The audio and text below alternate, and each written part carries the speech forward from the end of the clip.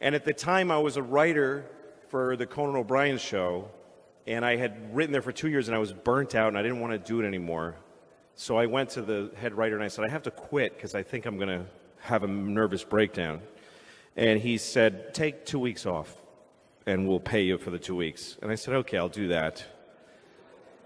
So I had nowhere to go, and I thought, maybe I'll go to Russia. I really don't know why. I can't really explain any decisions I made then. Because I have children now, so you don't have to search when you have children. You're not like, oh, what could I do to enhance my life? You're just sort of compelled to do whatever comes at you at a certain age in life. But I was in my 20s. I had no wife, nothing. I had no girlfriend even. I just was this guy, and I had money from a TV job, and so I just said, I'm going to go to Russia, because when I was a kid, I used to read Russian novels, and I loved them, and I would open all the windows so I would be cold, and I wanted to be cold like they were. So I just decided I'm going to go. And also, somebody told me that the wall had just come down in the Soviet Union, and that Russia was a really crazy place at the time. So I said, I'm going to go there. I speak no Russian. I can't even look at the alphabet and understand what I'm looking at. There's no place more foreign to me than Russia. So I went. I went to Moscow, which is, when you land in Moscow, it's just forest, and there's a city in the middle of just forest. It's terrifying. And as the plane goes down, you're like, no, I didn't want to really do this. And the whole time there, I couldn't fend for myself. It was already a country that was just broken in pieces. And the weirdest things happened to me there, and they just became normal after a while. Like I was in a restaurant, and a waiter came up to me, not my waiter, and he said, Coca-Cola? And I said, uh-huh. He said, Coca-Cola, and I said, sure. I don't drink Coca-Cola, but I had learned by that point to just do what they're asking you to do. Sure. So he went to the kitchen and he got a Coke in a can, and he handed it to me, and he said, $5. Because only dollars were worth anything there. And I said, okay, on my bill. He said, no, $5, me now. So I gave him $5, and he put on his coat, and he left.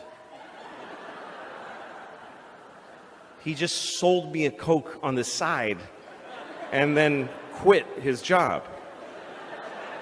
So those are the kind of confusing moments I was having there.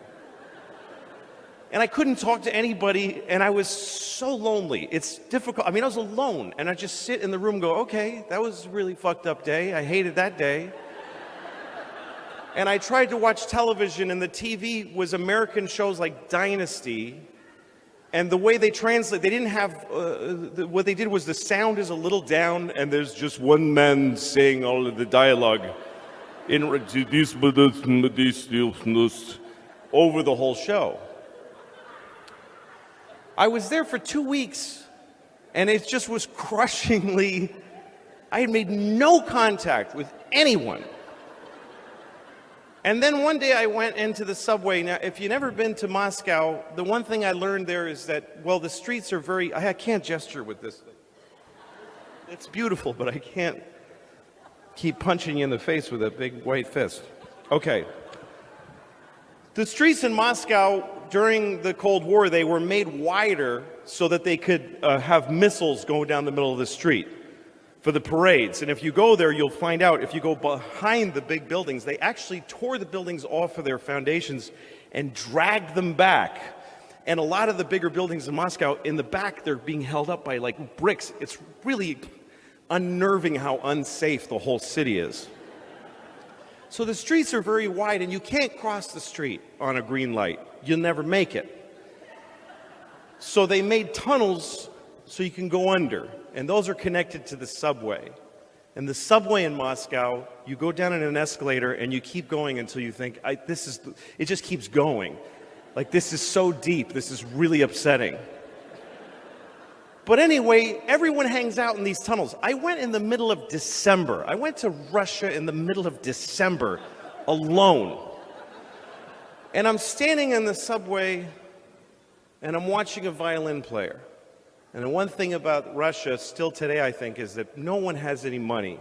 So when you see a guy playing the violin in the subway, he's like the first chair violin for like the Russian symphony orchestra, because that doesn't pay shit, and at least he can get a few kopecks in the subway. So I'm watching him, and these other people are sitting on the floor, and we're crying. Everybody's crying. Everybody. It's just normal. People are just watching, just wiping away tears. And there's a young fella sitting here, and he looked my age. I was 25 at the time. He looked about 25, and he was tattered and just watching this violin player. And then this group of kids walked by, about 8 children, ranging from 5 to 10 years old, and their faces were dirty, like in Oliver Twist, like they were in a play, like they had rubbed dirt on their face. And they're all wearing men's coats that they're wearing as from the neck down to the floor, and none of them have sleeves, their hands in their sleeves. Their sleeves are just flopping. They were like street urchin kids. And the coats, it just looked like these men's coats. And you kind of knew all the men who owned those coats are dead. And at least one of these kids killed those guys. Like, I swear I looked at an 8-year-old's face and thought, he has murdered. And that's what they looked like, just tough little kids. And I'd seen them before in Moscow. They work in groups. The guy sitting below me that I identified with called out to the head kid in the front. I don't speak Russian, so I just knew he was going, he's appealing to him. He needed something. And the kid with his hands in his sleeve looked at him suspiciously and said, like, what the fuck, why, what do you want from me? And the guy went, explaining himself, and he showed that his shoe had come apart. And he showed that his shoe was like a flap, and he showed the kid, and he showed him his shoe, and the kid shrugged and said, like, okay. And the kid's hand appeared from out of the sleeve, and there was a tube of shoe glue in his hand. He didn't rummage for it, it was already there. And he handed it to the guy, and the guy fixed his shoe with the glue, gave it back and just and then the kid from he took his other hand had a paper bag, and he put the glue in, and he huffed it, and his eyes rolled back, and he got high. And then the group kept going, and I couldn't believe what I just saw. That the misery in this country at that time was so calculable and so predictable that this guy thought, my shoe's broken. Oh, there's a child. He's sure to have some glue in his hand because the state of our nation is so wretched. And I looked, and he looked at me, and I was startled, and then he laughed, and I laughed.